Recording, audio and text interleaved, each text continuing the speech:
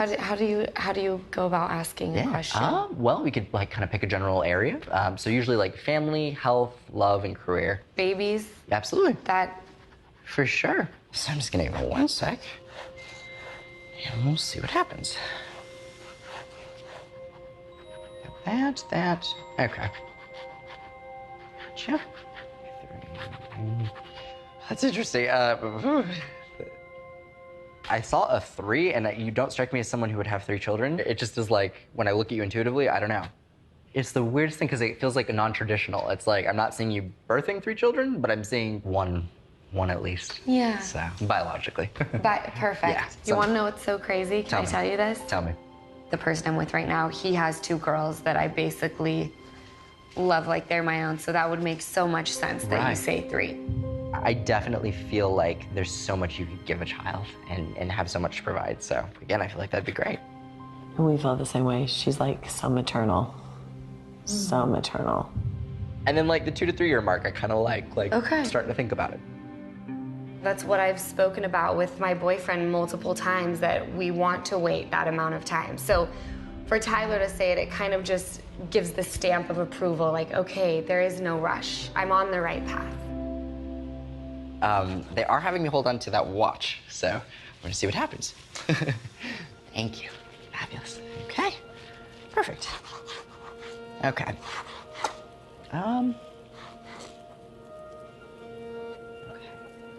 I have had a great loss in my life that happened within a matter of months ago, and yeah. I just need...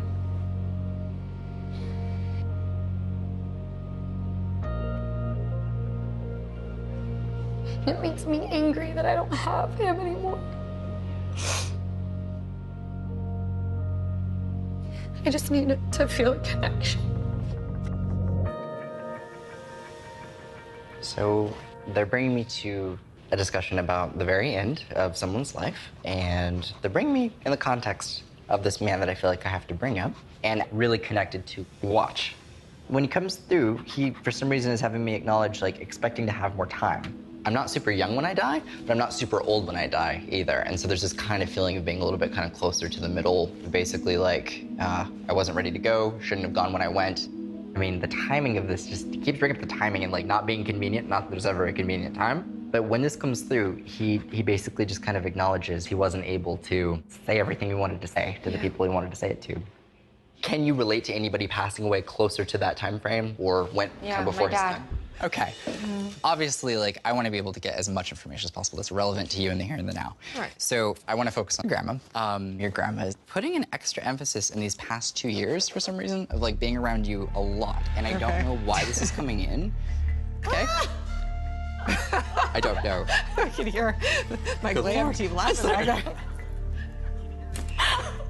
I need to tell you,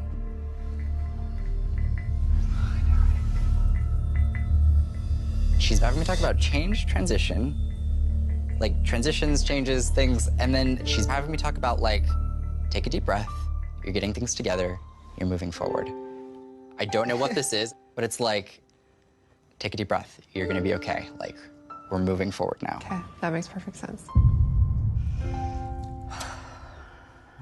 Okay.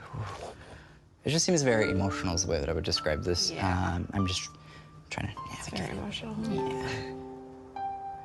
But I need you to know that whatever this is being referred to, your grandma is behind this in a way that I can't even begin to verbalize. The amount of support that's there is so strong, and the feeling is like picking up the pieces is really the visual that she's showing me. It's like, you're gonna pick up the pieces, you're gonna be okay. Right. They're referring to this feeling of, like, you're moving forward, and there's gonna be so much to look forward to, and you need to know that as well. So a show that I've been doing for the past 5 years, we're on season 7 right now. It's called Flip or Flop on HGTV. Okay. I do it with my soon-to-be ex-husband. Nice. Yeah.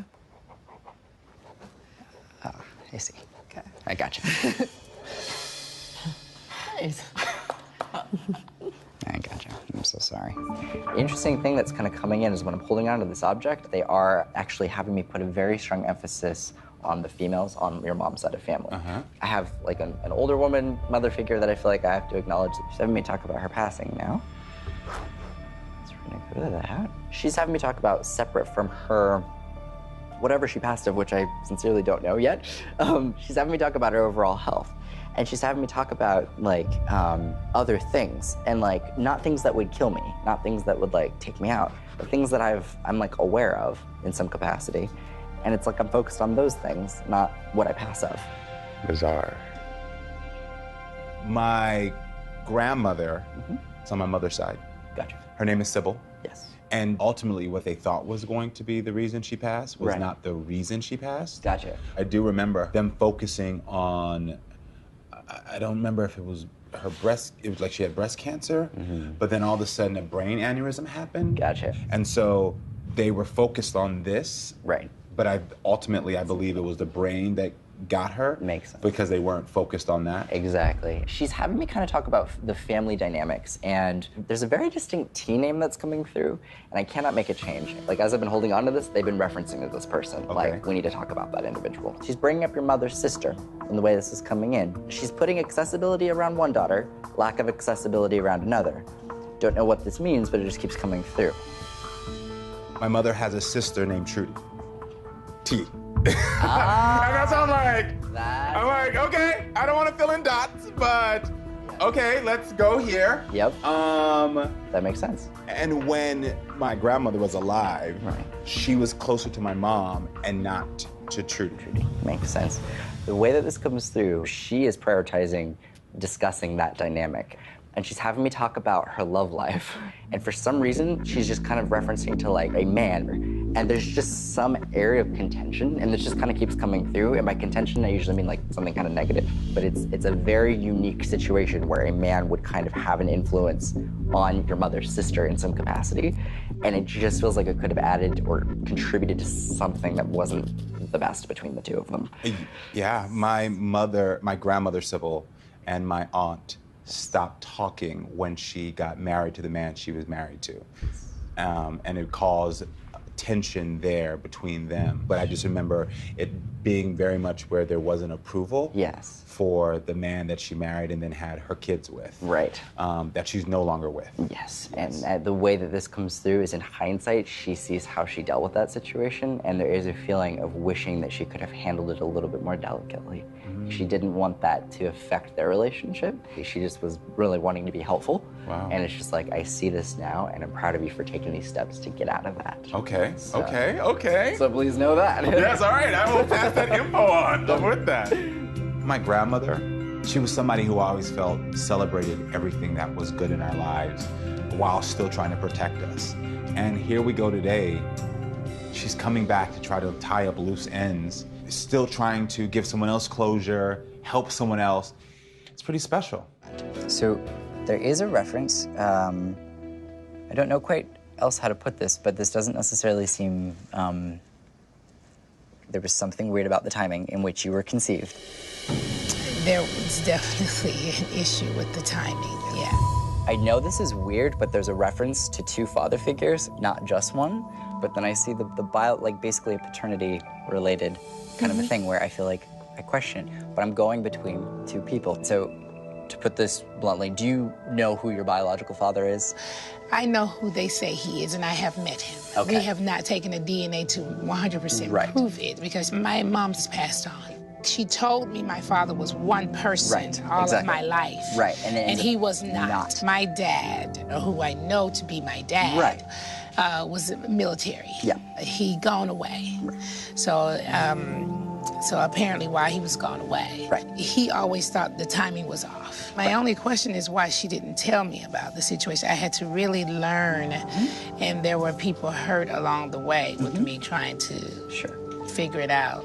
She told me someone else was my father, so it was kind of like, it was a surprise. And I just wonder, you know, if she regrets that, or was she doing it to protect me? You know, I just wonder about those things. As far as why with this, when she's referencing to the other man, she just feels ashamed in the sense of, in the timing of it. Not ashamed of you, not ashamed of that it happened necessarily, and because it was a great gift to be able to have you. But with the timing, that the timing is what I was ashamed of. So that would be the reasoning. I can understand there being a little bit of shame because my father knew the guy. They were friends. Right. And that seems to be the... Yeah. immediately she's even shutting me down. It's almost like, it just feels like a subject that I don't want to talk about. I can understand her shutting that conversation down, because it was always shut down. Okay. Do you know where the 3 brothers are anywhere in your family? The 3 brothers, 3 brothers. My 3 boys, 3 boys, 3 boys. So I feel like I should talk about around my boys. I have 2 brothers. Great. So you'd be 1 of 3, and there's a feeling basically of he's having me bring up 2 being on one side and 1 being on another, and he's kind of separating it. I have a brother that passed when he was an infant. Yes. So that would be his way of referring as the 2 being here and the 1. So they're together. Yeah, and that's really important for you to know that, because that's been a question, and your dad wondered that too in life. I wondered. He did.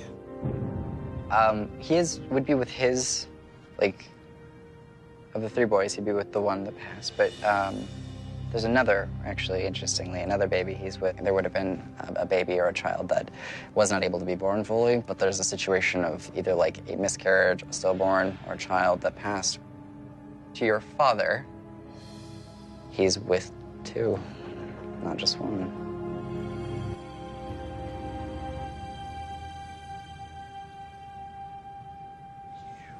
Yeah. So please know it's important. It's more personal in the way it comes across. He's having me acknowledge the loss of his son was hard for him, but his feeling is like this other miscarriage, or this loss of this baby is more difficult personally. And that's kind of the feeling that comes through. Yeah, and he wants you to know that he's with that child as well. No one knew about the miscarriage except Julie and myself. It was unbelievable that No one knew about that except Julie and I. family, We've never literally. told that to this day. we never shared it with anyone. Never shared it with the soul. You know, even afterwards, our doctor even called me and said, It was a little girl. it was a little girl. And for us to know that my dad is with my brother and with our child that is not here and never made it here is a level of peace that you can't buy that kind of peace.